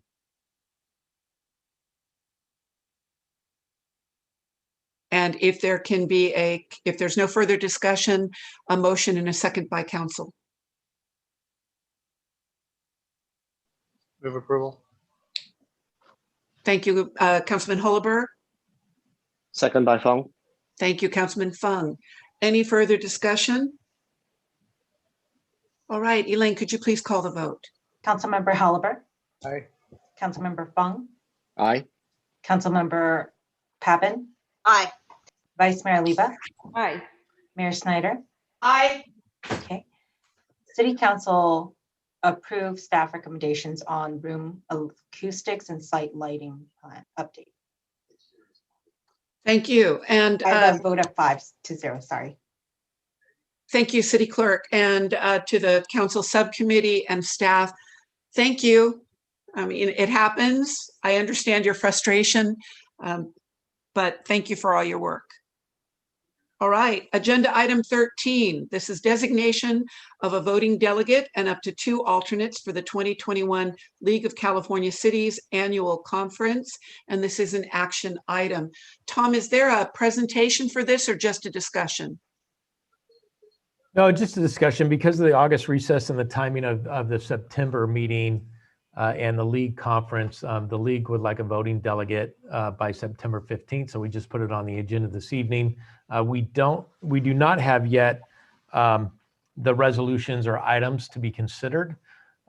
So once we have that, we will bring it to the city council's attention, and then hopefully maybe have a special meeting or be able to get that in time of a regularly scheduled meeting so the entire city council can review it. And then whoever your voting delegate is can take that direction of a majority of the city council into the league business meeting at their annual conference. Okay, and we should have plenty of time to get that onto the first September meeting, and because the League of California Cities Conference is the 21st to the 23rd. I don't have the calendar in front of me on there. So I know I've already signed up to attend. Are there other council members who are planning on attending this year? Yes. I see Councilwoman Papen, Councilman I do. Holliver. I do. Was that Councilman Fung? Correct. Okay, so there are 4 of us. It's my understanding that typically the mayor is the voting representative with, as they're requesting 2 alternates on that. I've only been to 1 of these and Wayne was mayor and Wayne was also there in attendance and voted. So I would like to be the voting delegate on that. The voting is done at the very end of the event with everybody already taking off or trying to catch their planes. But in this case, it's in Sacramento. So it's either going by train or going by car up there. And council members, if you all, I know Elaine told me the conference hotel was already booked. So we're already looking at hotels a little bit farther away on that. So just keep that in mind. So is there anybody else that would like, I'm sorry, Elaine. 7 minutes walking distance. So hopefully it's good exercise for everyone. I know Elaine worked very hard trying to find alternate hotels because it booked up. Typically this event is in Long Beach and at the main hotel, which the one time I went, I didn't get into the conference hotel. So I was a couple blocks away, but you got to see what Long Beach looked like that way. And Long Beach has done so much incredible work. It's quite nice to see all their changes and their public art. So is there anybody else that wants to be a voting delegate? Madam Mayor, I've been the delegate before. I'd be happy to pass at this point and Okay. allow others to be the alternates. It sounds so very exciting. It really isn't. It means you're staying there till the bitter end on that. Is anyone else want to be the delegate then? Councilman Papen or Fung, the alternate? I'll be an alternate. Gina, you'll be the alternate? Very good, thank you. I think we need 2. Councilman Fung, you want to throw your hat in the ring? Well, since only 4 of us are attending, sure. Yeah, I think typically it might only be about 2 because but there we go. So it looks to me, if no one has a problem with me being the voting delegate, it would be Schneider as voting delegate, Councilwoman Papen and Fung as the alternates for that. And what happens, just so that you know, is you will be given a particular color badge that you will then wave in the room when it is that time. And then they count things up on that. So I think I need a motion for this and a second. Okay, we're very quiet and we're ending early tonight, folks. I will make. Oliva. I'm sorry, Annie. Papen second. Thank you, Vice Mayor. Thank you, Councilwoman. Any discussion? Elaine, could you please call the vote? Sure. Councilmember Holliver. Aye. Councilmember Fung. Aye. Councilmember Papen. Aye. Vice Mayor Oliva. Aye. Mayor Schneider. Aye. Okay. The City Council appointed Mayor Schneider as a voting delegate and Councilmember Papen and Councilmember Fung as alternates to the to the League of California Cities Annual Conference. Motion passed by 5-0. Thank you, City Clerk. Okay, with that, council comments. And I'm trying to remember 2 weeks ago, we all did council comments, but it was abbreviated. No. Or we didn't do it. Okay, so we have several meetings to make up for council members. Please share as much as you might like because we are doing really well on time. We're at 8:49. Councilman Holliver, if you could go first, please. Okay, let's see. Attended the CCAG Congestion Management and Environmental Quality Committee meeting last week, or I guess it was 2 weeks ago. We discussed transportation demand management planning, and this is basically a countywide directive that's going to be given to each of the cities. I don't know if it's gone to the full CCAG board, but it will require, it will request that cities make certain requirements for developments and trying to reduce vehicle trips generated from developments. I think one of the improvements that we recommended was for smaller developments well, actually, I think for pretty much all developments would require a 35% trip reduction through transportation demand management. And there's a number of different ways that developers could achieve that. and that we would work with them to achieve that in the planning process. Let's see, I also attended the library JPA governing board meeting. I was elected as the chair for second year. We also approved our budget for the current fiscal year. I attended the Parks and Recreation Commission meeting. I think this was actually decided the previous meeting, but the disc golf course is not going to be moving forward at this time because there was not a suitable location. I know a number of locations were considered and analyzed, but none of them were considered to be suitable. And I think there was also sort of a lack of interest from the community to move this forward. I think that's all that I have for now. Thank you. Thank you, Councilman. Councilman Fung.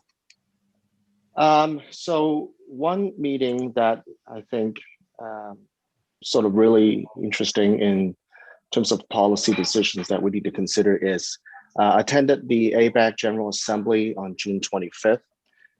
One topic of discussion that is, and I think it pertains to a lot of discussion that we had earlier today about affordable housing, is how to make sure that the preservation of affordable housing be counted as part of the RENA allocation.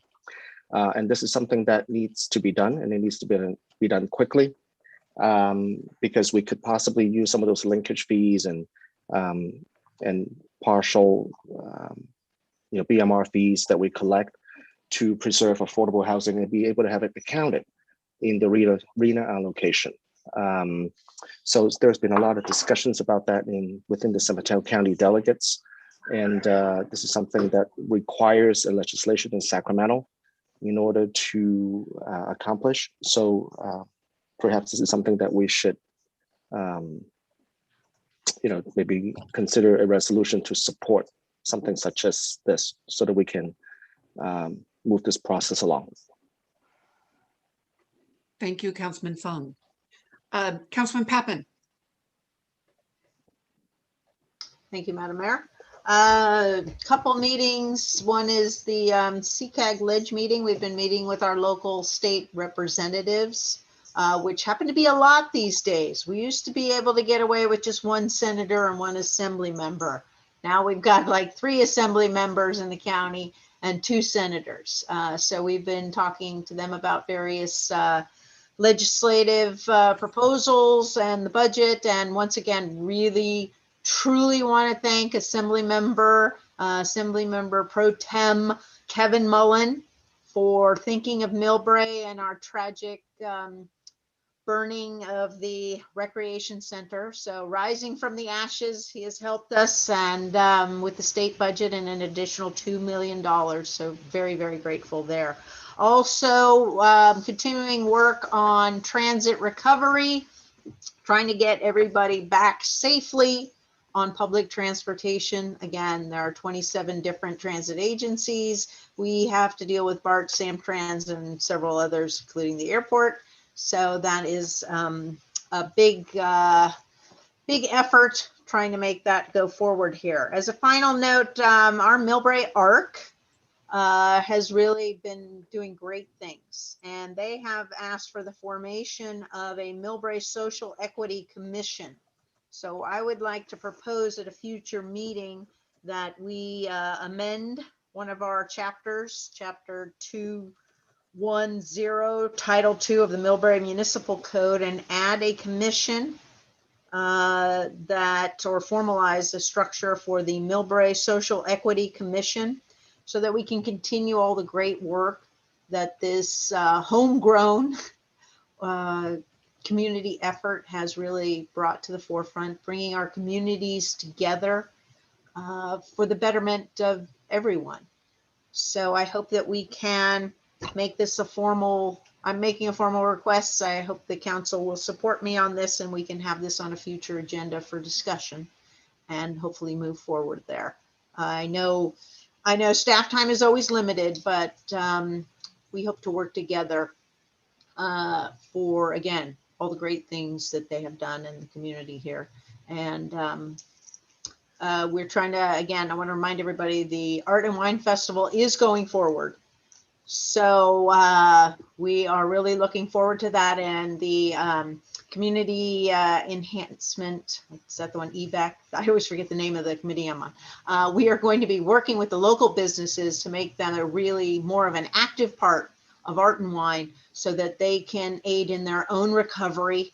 Hopefully our businesses will really be out there this time and benefiting from the Art and Wine Festival, which is really catching on great. The momentum is wonderful. Thank you, Madam Mayor. Thank you, Gina. And I think that's an excellent idea on what you're recommending to come forward. Question, I know we ran into you with a bunch of MTC people at the BART station. Did you mention that? Do you want to mention that? Oh yeah, I can gladly. Thank you very much. That was part of the Blue Ribbon Transit Recovery efforts here. We are part of the recovery. I recommended that one of the elements be transit stations, so that we're talking about a regional transit management team at this point, not necessarily a manager, but any developments with transit centers. Ours is obviously the largest transit center in the entire region, that we need the assistance of some sort of a transit management team to really bring the transit operators together. We have seen what happens in Millbrae. It's not a good thing. So if high-speed rail is coming here, Caltrain, BART, really bringing the agencies together. If anybody's been to our station, you will see there is a lot of transit real estate that can be used for a different purpose. And we are hoping that they will take a look at that and let the city of Millbrae develop on the west side to the fullest extent possible, and then really utilize more so an underutilized BART station and also underutilized tracks. So that was the purpose of that meeting. Thankfully, we got some of the advisors out for the team. They're from like Canada and all over the place, and also some of the MTC staff that were working on signage at the station. Thank you, Madam Mayor. Excellent. Thank you. And thank you for having them, getting them to Millbrae on that.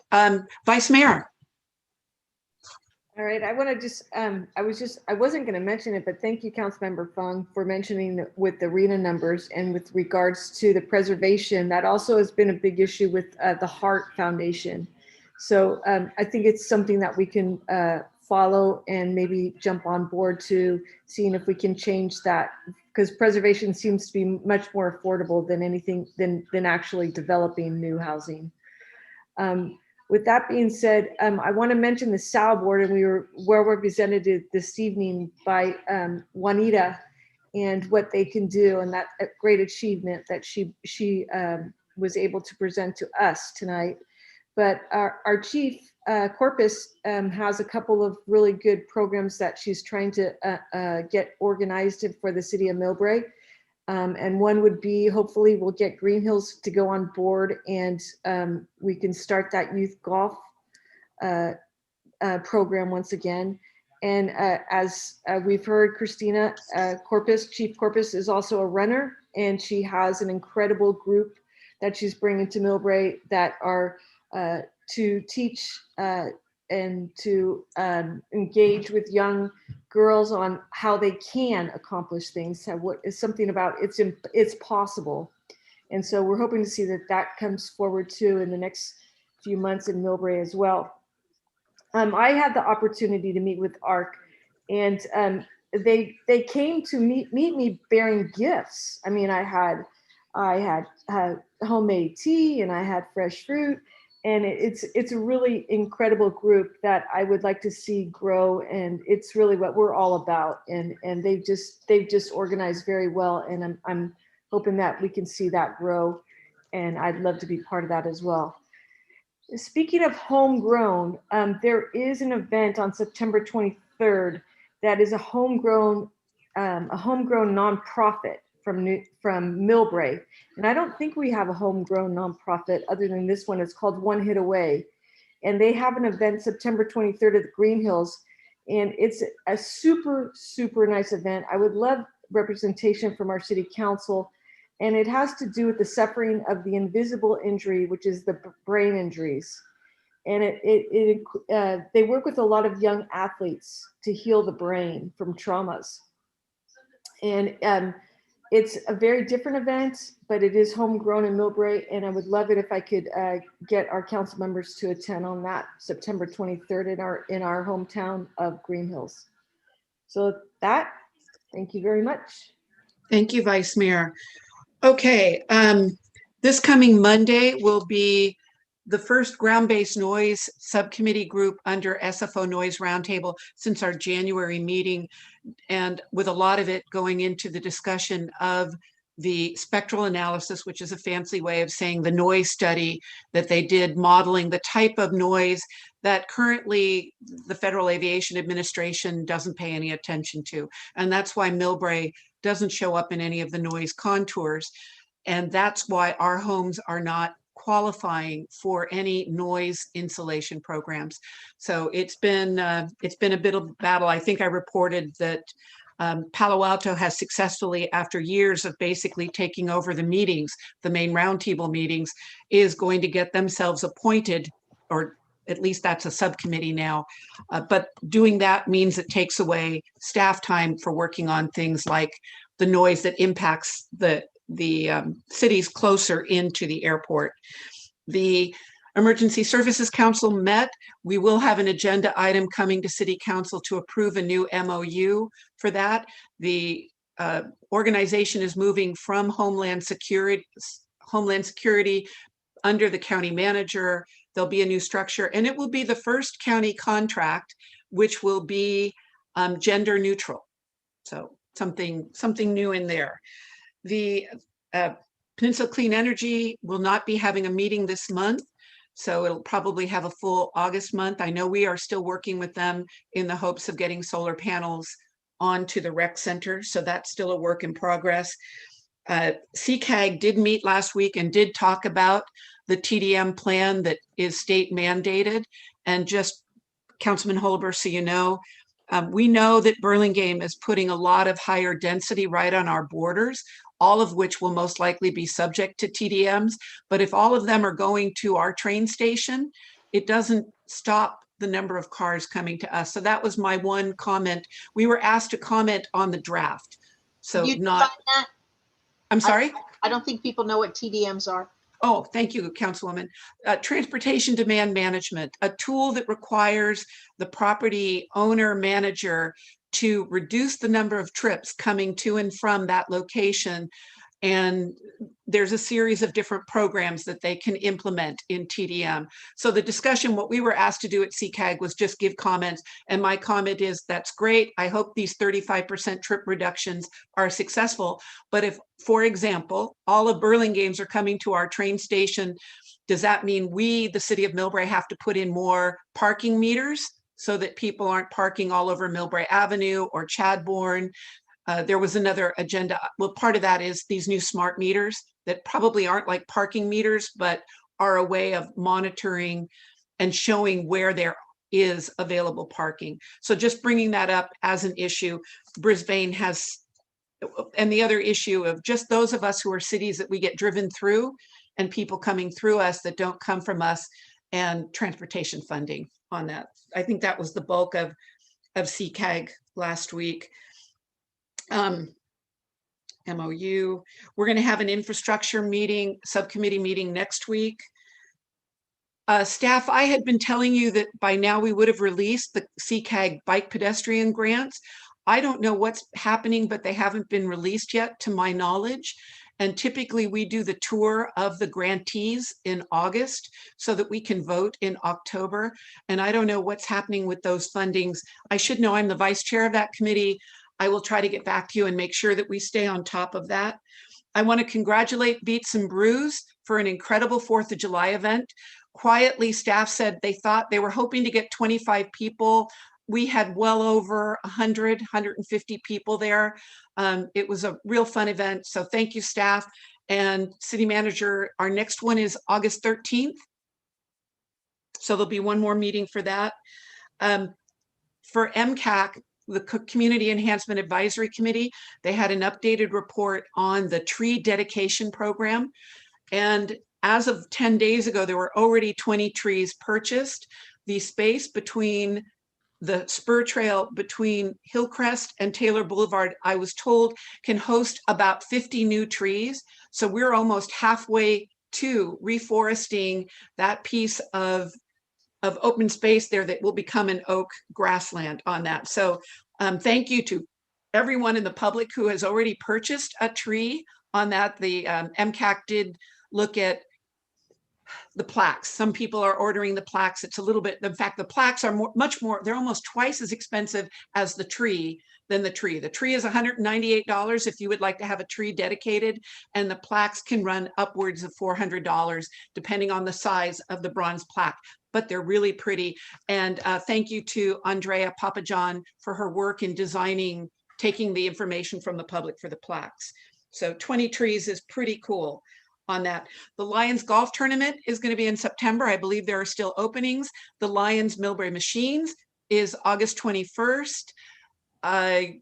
We've got the Mid-Autumn Festival on September 18th, the Art and Wine Festival. Have I left any festivals out, City Manager? We are coming back to the old Millbrae. You covered it, Mayor. Thank you. Okay. And then to council, remember Council of Cities dinner, we've moved it because of city business from the 30th to the 23rd, and hope to see you all at our Council of Cities. We've been having weekly meetings on that. So thank you to Elaine, Hannah, Tom, Key, and Craig for helping put all the pieces together. We're going to have the Mill String Quartet provide entertainment and tour the TOD site. And I will just end that City Manager Holliber and I took the new reporter covering the city of Millbrae out to the BART station so we could talk to her about our land out there, high-speed rail. And then I took her up to my favorite spot in Millbrae, the top of the parking lot, to show her the airport and what it could look like if we started using nature-based noise and air and water pollution solutions. So we have some really exciting things coming up on that. And with that, any other comments? Anybody forget anything? Gina, I see your hand up. Whoopsie. Yeah, sorry. Oh, wait, I'm sorry. Yeah, real quick. The governor just promoted, and Caltrans promoted street cleanup. So I hope our city staff can take advantage of some of that funding that may be coming down the pike. The roads everywhere. It's just disgusting. And I would also like to see our Sheriff's Department give some tickets for littering. I've had it. Thank you. Thank you. With that, I would like to close in memory of Rhea Goen. She's the assistant to the Colma Police Chief, and to sadly Lion Bob Bork. So fellow Lion, he passed away last week. To Lion past President Paul Bork, his sister Debbie, who was a classmate of mine from middle school on, and to the family. Our thoughts and prayers go out to the family and friends of Miss Goen and Lion Bob Bork. With that, everyone keep safe. We'll get back next time about our 3 fundraising events. We'll have a fundraising update in 2 weeks. Thank you all. Be safe out there. Adjournment at 9:10. Thank you. Thank you, City Clerk.